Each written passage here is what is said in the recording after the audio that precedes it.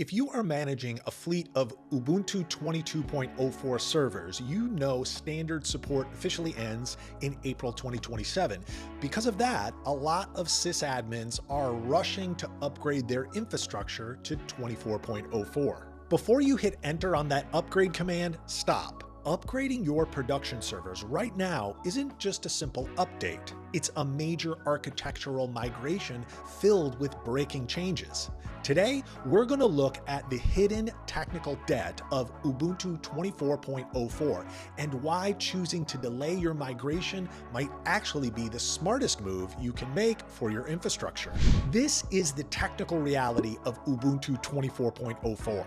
First, it makes Python 3.12 the default OS version. This is a breaking change because it completely removes the distutils library. If your legacy Ansible playbooks, automation scripts, or machine learning pipelines rely on distutils, they will crash immediately. You can't even install it via the standard apt repositories anymore because the package has no installation candidate.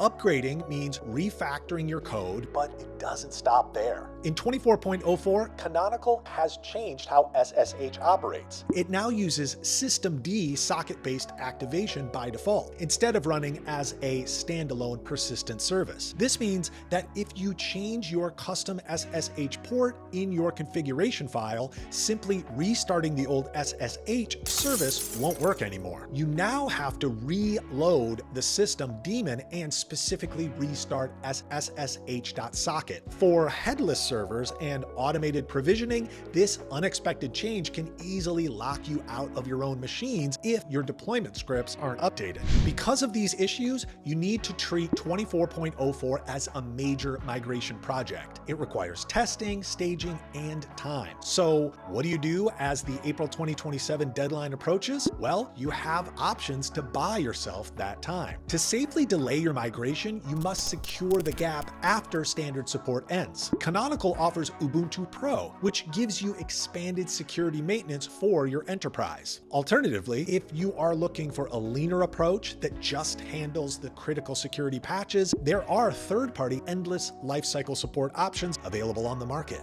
The point is, you don't have to refactor your code today, and you don't have to rewrite your server networking scripts. You can keep your 22.04 fleet secure while you carefully plan your next architectural move. If this video helped clarify your upgrade path, hit the like button and subscribe for more enterprise open source tips. See you next time.